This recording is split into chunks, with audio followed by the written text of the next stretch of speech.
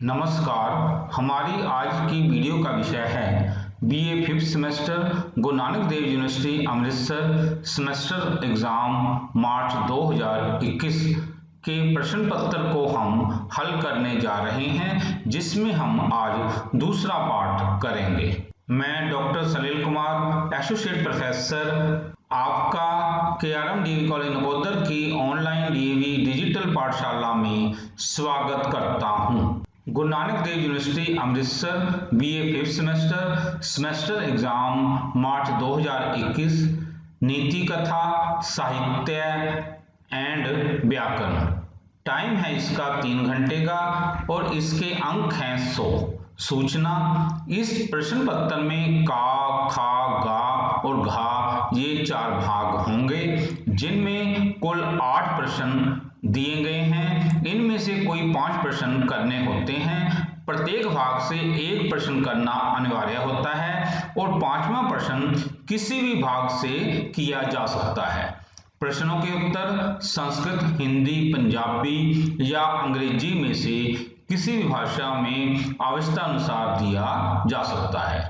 हम इससे पहले भाग का को कर चुके हैं, आज हम भाग खा को करने जा रहे हैं। अधोलिखित श्लोकों की सप्रसंग व्याख्या कीजिए।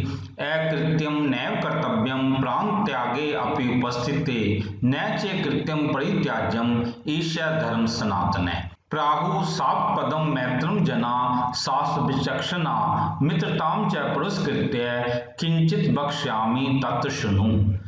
उत्तम प्रणिपातेन शूरम भेदेन योजयते नीचम अल्पप्रदानेन समशक्तिम पराक्रमे। यत् शक्यम ग्रसितुम सस्तम ग्रस्तम परिणमेत यत् हितम च परिणामे यत् तद आद्यम भूतिम इच्छता।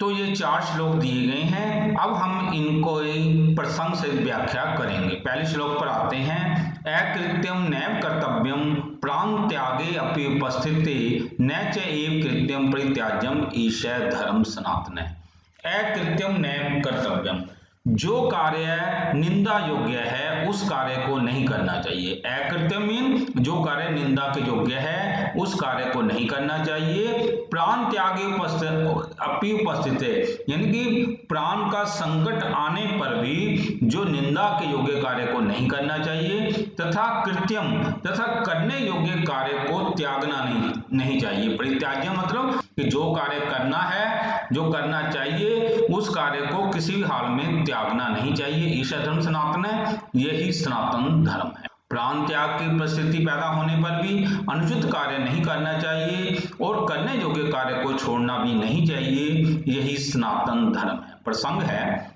प्रस्तुत श्लोक विष्णु शर्मा द्वारा लिखित पंचतंत्र के चतुर्थ तंत्र लब्धपनाश में दी गई सिंह पुत्रों और गीदड़ पुत्र नामक कथा में से लिया गया है। इस श्लोक को शेरनी द्वारा अपने पति शेर को कहा गया है। व्याख्या है। किसी स्थान पर शेर और शेरनी रहते थे।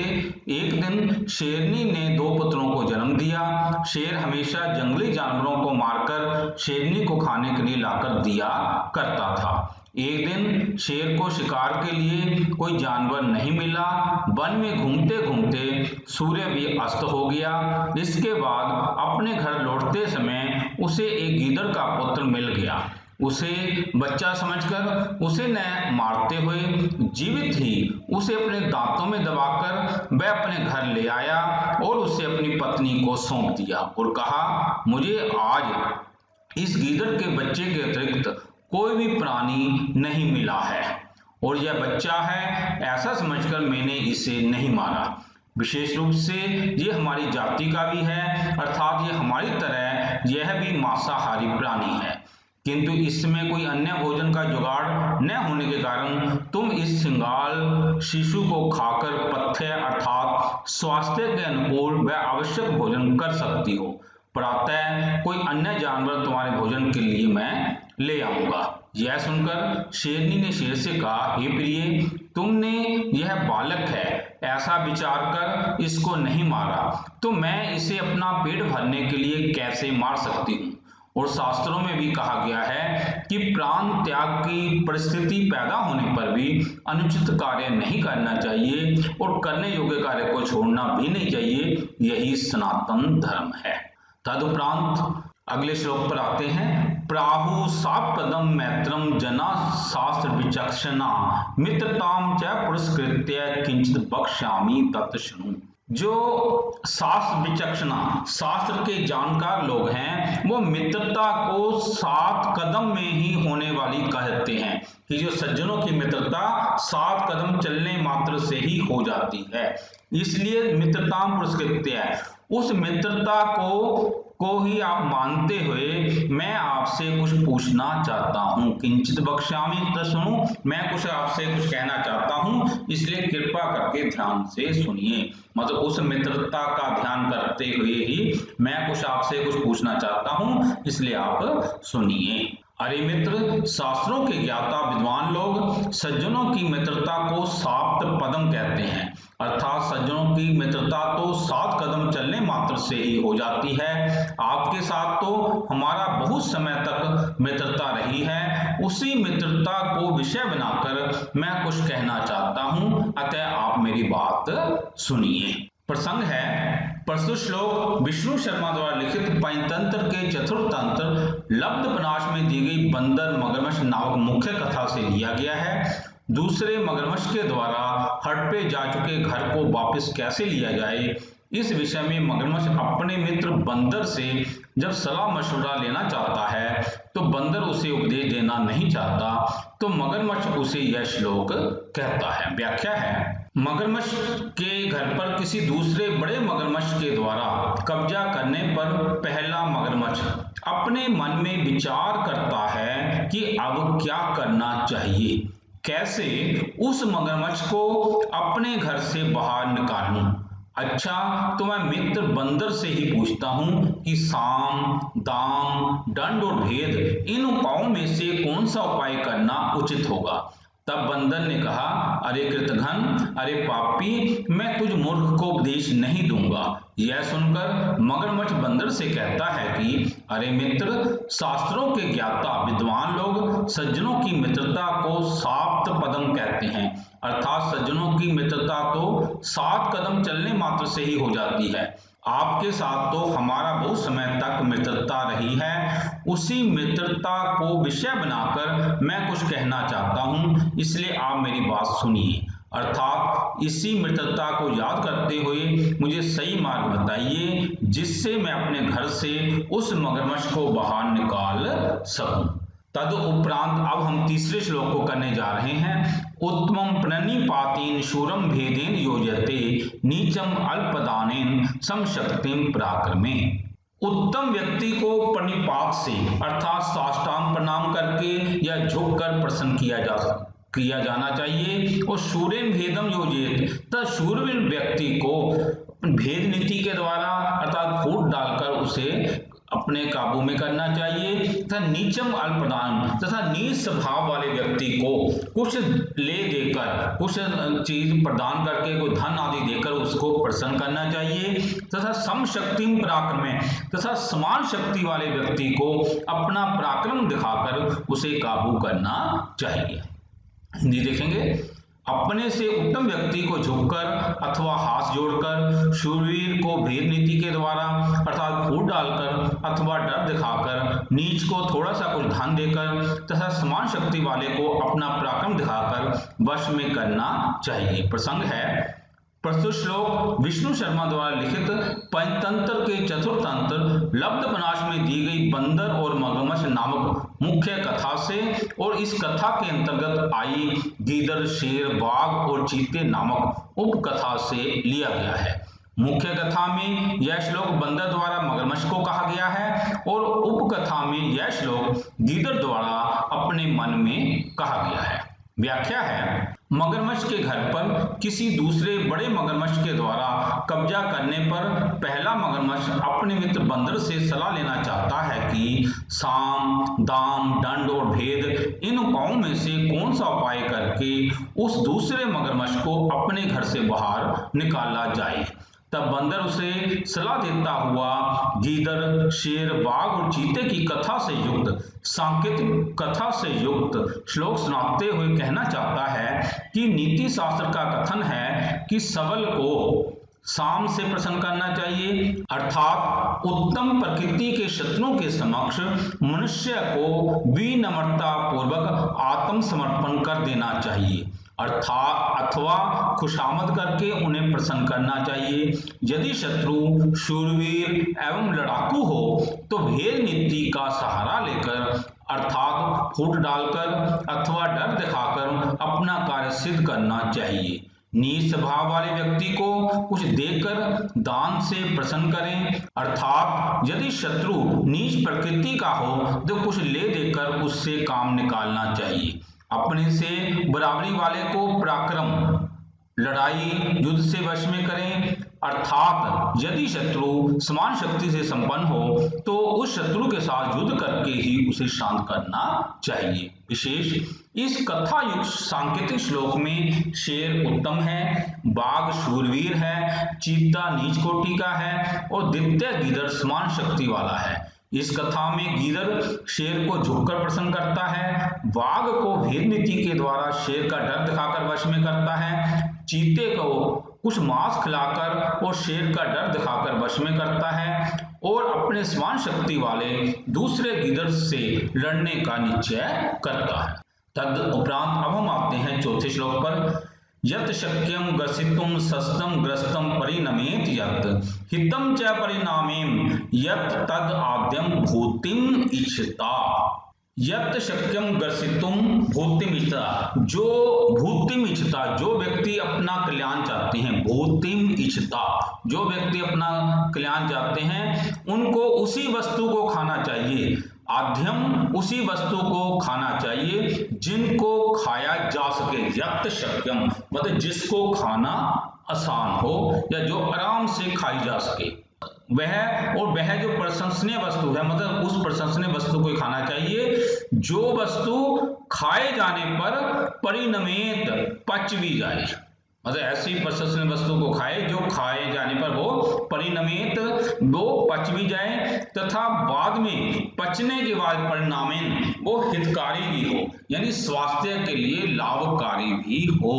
यानी कि जो अपना कल्याण चाहते हैं ऐसे मनुष्य को उस कल्याणकारी वस्तु का ही सेवन करना चाहिए, उसको ही खाना चाहिए जिसको खाना उसके लिए आसान हो, सरल हो और जो खाए जाने पर पच भी जाए तथा पचने पर जो स्वास्थ्य के लिए लाभकारी भी हो। एक बार और हिंदी देखेंगे। अपना कल्याण चाहने वाले मनुष्य को चाहिए कि वह उस ही प्रशंसनीय चीज को खाए जो चीज खाए जाने योग्य हो, खाने योग्य हो और जो खाए जाने पर ठीक से पच सके और पचने पर जो हितकारी भी हो। प्रसंग है प्रस्तुत श्लोक विष्णु शर्मा द्वारा लिखित पंचतंत्र के चतुर्थ तंत्र लब्धपनाश में दी गई गीदड़, शेर, बाघ और चीते की कथा से लिया गया है। यह श्लोक चीते द्वारा गीदड़ को कहा गया है। व्याख्या है, किसी वन में महाचतुरथ नाम के गीदड़ को अपने आप मरा हुआ हाथी मिल गया। वह उसके चारों ओर घूमता रहा परंतु उसकी कठोर चमड़ी को भेद अर्थात अपने दांतों से काट नहीं सका। इसी बीच वहां कोई शेर आ गया। गीदड़ द्वारा उस हाथी को खाने के लिए कहने पर शेर उसे यह कहकर चला जाता है कि वह किसी के द्वारा मारे गए प्राणी को नहीं खाता है। तदुपरांत वहां एक बाघ आ जाता है, उसे वह गीदड़ भेद नीति का प्रयोग करते हुए एक शेर का डर दिखाकर वहां से भगा देता है। बाघ के चले जाने पर वहां कोई चीता आ जाता है। उसे देखकर गीदड़ सोचता है कि मजबूत दांतों वाले इस चीते के पास से इस हाथी की चमड़ी का छेदन जैसे हो सके वैसा कोई उपाय करता। ऐसा निश्चय करके वह चीते से कहता है कि अतिथि सत्कार के रूप में इस हाथी के मांस का भक्षण कीजिए। यह हाथी शेर के द्वारा मारा गया है, मैं उस शेर के द्वारा नियुक्त इसका रखवाला हूं, किंतु फिर भी जब तक वह शेर नहीं आता तब तक इस हाथी का मांस खाकर संतुष्ट होकर जल्दी से आप चले जाओ। तब यह सुनकर चीता गीदड़ से कहता है कि यदि ऐसा है तो मेरा मांस भक्षण से कोई प्रयोजन नहीं है, क्योंकि जीवित मनुष्य ही अपने जीवन में सैकड़ों सुअवसर देखता है। शास्त्रों में भी कहा गया है कि अपना कल्याण चाहने वाले मनुष्य को चाहिए कि वह उसी प्रशंसनीय चीज को खाए जो चीज खाए जाने योग्य हो और खाए जाने पर ठीक से पच सके और पचने पर जो हितकारी भी हो। उस पदार्थ को आसानी से खाया और पचाया जा सकता है या नहीं, खाए जाने से वह स्वास्थ्य के लिए हितकारी भी है या नहीं। विशेष यहाँ पर चीता उस हाथी के मांस के भक्षण को अभक्षणीय बता रहा है, क्योंकि उसे इस हाथी का शिकार करने वाले शेर से भय है। इसलिए वह गीदड़ से स्पष्ट कह देता है कि मेरा मांस भक्षण से कोई प्रयोजन नहीं है, क्योंकि जीवित मनुष्य ही अपने जीवन में सैकड़ों सुअवसर देखता है। इस प्रकार हमने यहाँ पर चारों श्लोकों की सह प्रसंग व्याख्या कर ली है। अब इसका जो अगला भाग है उसमें जो है दोनों यहाँ पर दो कथाएं दी होंगी, दोनों का ही सार और शिक्षाएं हमें लिखनी होती हैं। पहली कथा है सिंह श्रृंगाल पुत्र कथा, दूसरी है घंट उष्ट कथा। तो अब हम करने जा रहे हैं सिंह श्रृंगाल पुत्र कथा। किसी स्थान पर शेर और शेरनी रहते थे। एक दिन शेरनी ने दो पुत्रों को जन्म दिया। शेर हमेशा जंगली जानवरों को मारकर शेरनी को खाने के लिए लाकर दिया करता था। एक दिन शेर को शिकार के लिए कोई जानवर नहीं मिला। वन में घूमते घूमते सूर्य भी अस्त हो गया। इसके बाद अपने घर लौटते समय उसे एक गीदड़ का पुत्र मिला। उसे बच्चा समझकर उसे न मारते हुए जीवित ही उसे अपने दांतों में दबाकर वह अपने घर ले आया और उसे अपनी पत्नी को सौंप दिया। शेरनी भी उसे बच्चा समझकर उसे अपना तीसरा पुत्र मानते हुए अपने दोनों पुत्रों के समान ही उसका पालन पोषण करने लगी। अपने पुत्रों के समान ही उसने उसे दूध पिलाकर बड़ा किया। इस प्रकार वे तीनों बच्चे, जिनको अपनी जाति का कुछ भेद मालूम नहीं था, एक साथ खाते पीते रहते और खेलते थे। इस प्रकार उन्होंने बाल्यावस्था का बहुत सुंदर समय व्यतीत किया। एक बार जब वे तीनों वन में खेल रहे थे तो वन में घूमता हुआ कोई हाथी वहां आ गया। उस हाथी को देखकर शेर के दोनों बच्चे क्रोधित होकर उस हाथी पर टूट पड़ना ही चाहते थे कि उसी समय गीदड़ के बच्चे ने कहा, अरे यह तो हाथी है, यह तो हमारा स्वाभाविक शत्रु है, इसके सामने जाना ठीक नहीं, यह हमें मार सकता है। ऐसा कहकर वह अपने घर की ओर भाग लिया। उस गीदड़ पुत्र की बातों से उन शेर के बच्चों का उत्साह भंग हो गया।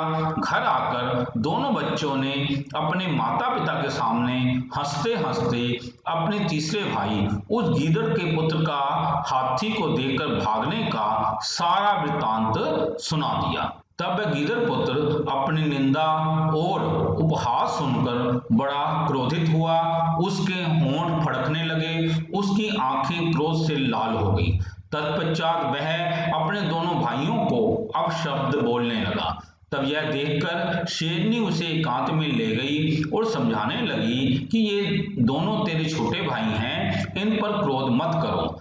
तब वह और भी क्रोधित हो गया और उसने कहा, क्या मैं इन दोनों से शूरता में, रूप में, विद्या में, चतुरता में या किसी भी बात में इनसे कम हूं? इन दोनों ने मेरा उपहास किया है, अतः आज मैं इन्हें जरूर जान से मार डालूंगा। तब शेरनी उसके जीने की इच्छा करती हुई मन ही मन हंसती हुई उसे कहती है, हे पुत्र, तू शूरवीर है, विद्या से संपन्न है, सुंदर है, परंतु हे पुत्र, तू जिस कुल में पैदा हुआ है उस कुल में हाथी नहीं मारे जाते। इसलिए हे बेटे ध्यान से सुन, तू गीदड़ी का पुत्र है, मैंने तुझ पर दया करके अपना दूध पिलाकर तुझे बड़ा किया है। इन दोनों मेरे बच्चों को तेरी असलियत का पता नहीं है। यदि तू अपनी जान बचाना चाहता है तो यहाँ से भाग जा, अन्यथा असलियत पता चलने पर ये दोनों तुझे मार डालेंगे। तब वह गीदड़ का बच्चा अपनी असलियत जानकर भय से कांप उठा और धीरे धीरे वहां से खिसकने लगा। तदुपरांत वहां से भागकर वह अपनी जाति अर्थात गीदड़ों में मिल गया। शिक्षा है, शूरवीरता, पराक्रम आदि गुण मनुष्य को कुल परंपरा से ही मिलते हैं। आगे है घंट उष्ट कथा।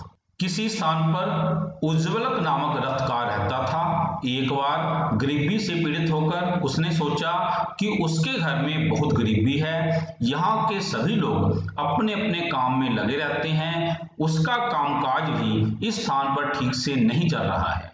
जिनका कामकाज यहाँ ठीक से चल रहा है उन सभी लोगों के पास 4-4 मंजिला मकान है, किंतु उसके पास तो एक मंजिला मकान भी नहीं है।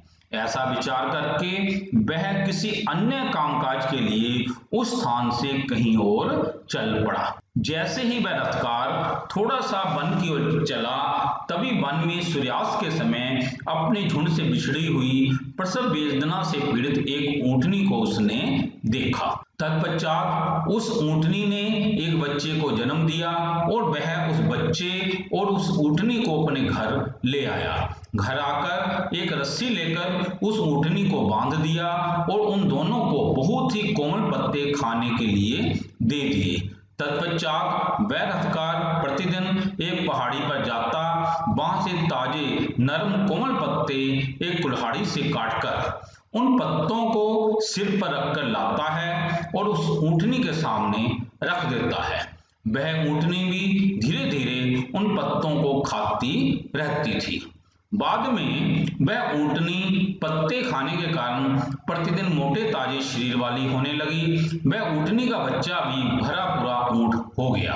वह प्रतिदिन उस ऊंटनी का दूध दूहकर अपने परिवार को पालने लगा। एक दिन उस रथकार ने प्यारवश उस ऊंटनी के बच्चे के गले में एक बड़ी सी घंटी बांध दी। तत्पश्चात एक दिन रथकार सोचने लगा, अरे दूसरे कठिन कार्यों से क्या मतलब, इस ऊंटनी की पालना से मेरे परिवार का कल्याण हो गया है, तो दूसरे व्यापारों से क्या प्रयोजन। ऐसा सोचकर घर आकर उसने अपनी पत्नी से कहा, हे प्रिय, यह व्यापार बहुत अच्छा है। फिर अपनी पत्नी से सलाह करके किसी धनी से थोड़े से रुपए लेकर ऊंटनी लेने के लिए गुजरात देश चला जाता है। वहां से वह रथकार एक ऊंटनी लेकर अपने घर वापस लौट आया। तत्पश्चात उसके पास बहुत से ऊंटनी और उनके बच्चे इकट्ठे हो गए। फिर उसने ऊंटों का बड़ा सा झुंड बनाकर उनका एक रखवाला चौकीदार नियुक्त कर दिया।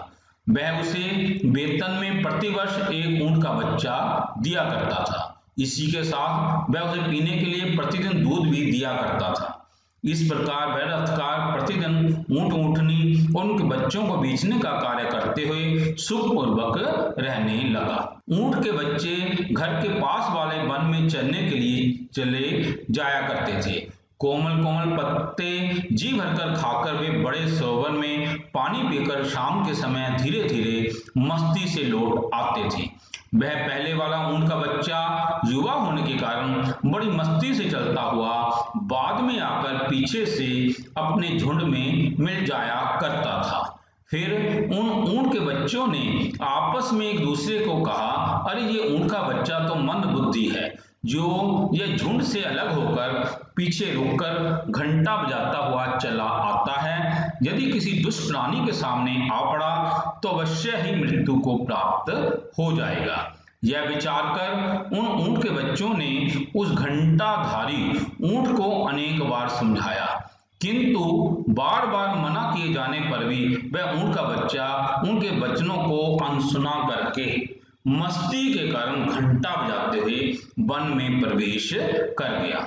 इस प्रकार वन में घूमते हुए उस ऊंट के गले में बंधे घंटे की आवाज को सुनकर वहां रहने वाले किसी शेर ने आवाज के पीछे पीछे नजर गड़ाकर देख लिया कि ऊंटनी के बच्चों का झुंड जा रहा है। यह देखकर वह शेर उस घंटाधारी ऊंट का शिकार करने की योजना बनाने लगा।